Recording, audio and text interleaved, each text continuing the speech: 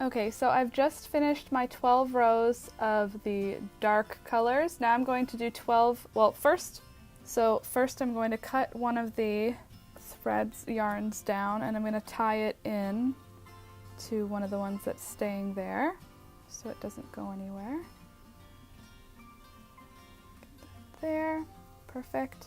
And now I'm going to do 2 rows with the other stitch. So there's the 2 stitches we're working, the wide stitch, which is where we wrap it around all the way, and then this stitch where we just wrap it around the once and pull over. So there's the little stitch and the big stitch, I'm going to call it. This is the little one. So I'm just going to go all the way around. I'm going to go all the way around twice with this tighter stitch. And then we will change colors to make it one of the light segments of the caterpillar. And that'll be our second last one. I think we're gonna be able to finish with 5 now that I'm looking at how big it is. So we're gonna do 2 rows like this, then I'm gonna switch the color again, and I'm gonna do 12 rows in the light color, and then I'm gonna do 2 more rows in this tight, and then 12 rows of the dark color. So I think I'll finish at least one more segment before I come back. So do as many segments as you want to. I'm going to do 5 segments total, I think. I think I'm going to do 5. So we will see at the end of 4, but I will show you when I am back.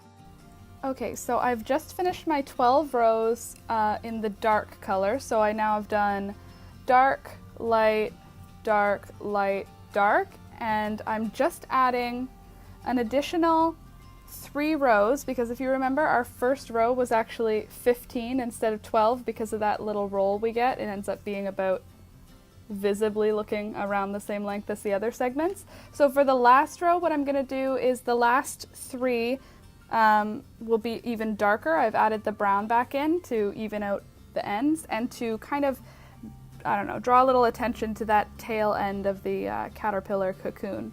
So this is going to be our last 3 rows, 12, 13, 14, 15. For this one I did middle tone green, dark green, variegated green. For this one I did variegated green, yellow, and variegated blue, white, and green. For this one I did dark green, yellow, and brown. And for this one I did yellow, variegated green, and mid-tone green. And then for the last one I did variegated blue, green, and yellow, mid-tone green, and dark green. And now what I'm doing for the last one is dark green, brown, and mid-tone green. So I'm going to do 3 more rows, and then I'm going to show you how to close off. So if you're following along and doing the same thing, this time we're not doing that tight stitch that goes in between these blocks of 12. We're just adding an additional 3 rows of the regular stitch, but with a different color. So just finish up those last 3 rows. So you're going to want, for a newborn, it's going to be big obviously, but for newborn you're going to want, so 15, 2 rows of the tight stitch, 12, 2 rows of the tight stitch, 12, 2 rows of the tight stitch, 12, 2 rows of this tight stitch, 15.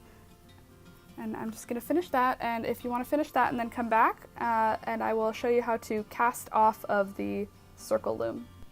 Okay, so I just finished my last rows of the final color I'm using, and now I need to cast off. Look how cute this is now. So you can see where those little tighter stitches are. They brought it in a little bit. After it gets washed, it'll go in even more, and it'll end up looking like more caterpillar-y. Oh, it's so cute. I'm so excited. Okay, so now I'm going to show you how to cast off. Get your thread and give yourself a good long tail, because you have to go around this entire loom. So you could wrap it around and then give yourself like an extra half to work with, and then cut all 3 yarn pieces down, and then you're gonna need one of these little guys. So this is a yarn sewing needle. So it's plastic, it's not super sharp, which is great. And then what we're gonna do is thread the needle, of course. Okay, so now that the needle is threaded, go back to where you began. It's this guy right here. And normally you'd be starting a new row wrapping around this way. But what we're gonna do is just pull that tight and then stab with the needle into the same loop that it's on and just pull that tight. And then what I like to do is the loop that I just stabbed through, I like to go through that one again just to make it a bit of a knot at the at the beginning. These pegs are so frustrating when you're not facing them. I have this facing away from me, so it's the correct direction on camera. It doesn't get caught this much when you're just staring at it on your own. All right, there we go. So now what I'm gonna do is every stitch, I'm just gonna go up through the bottom like that.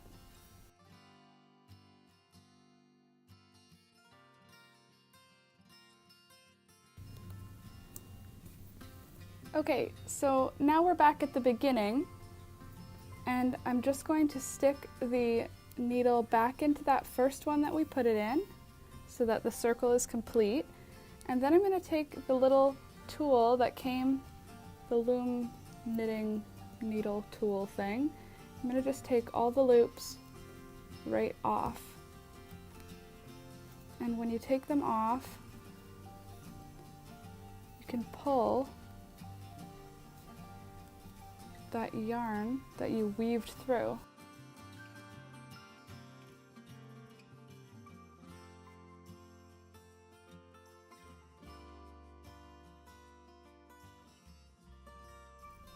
After you've pulled all of the loops off, you can draw the string,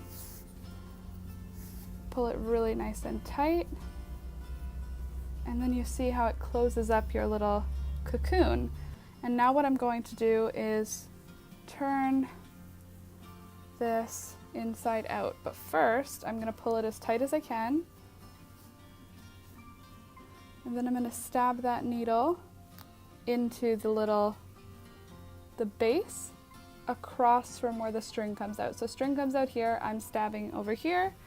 And then I'm going to turn this whole thing inside out, just so that I can see that base where I came up. So I'm going to pull the needle up, and then I'm going to grip that base area, and I'm going to stab the needle down pretty much right across. And I'm going to pull it through, and pretty much I'm just going to stitch a couple of times in sort of a crisscross way. So you can see the first bit of yarn that I used was right there. Now I'm going to just make an X.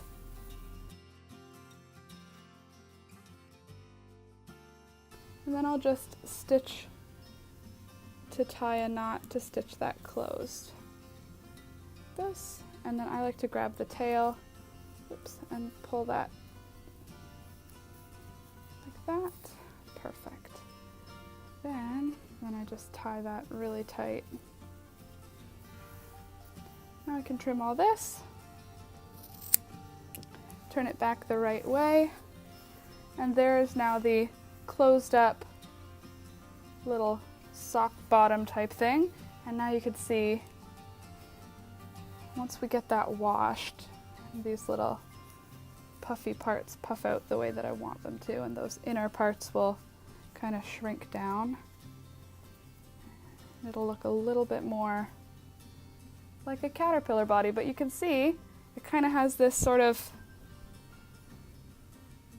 puffed up bits, which is so cute, and it's really reminiscent of the Very Hungry Caterpillar. So there is the first part of the tutorial, which is, again, I'll tell you what the pattern is. It's 15 rows with 3 colors, followed by 2 rows of 2 colors done in the variation I show, back to 12 rows, 2 rows, 12 rows, 2 rows, 12 rows, 2 rows, 15 rows, but I did it in 12 and then 3 at the end in a different color, just so we had a little bit more interest. But this is the pattern for the Very Hungry Caterpillar cocoon for your newborn baby. I'm also going to be following this one up with the tutorial for the little hat that goes with this cocoon. So in the second part of the video, we're going to work on a little baby hat that looks just like this little hungry caterpillar face.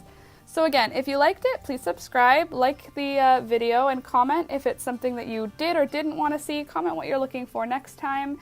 And yeah, thank you so much for watching. We'll see you in the next one. Bye!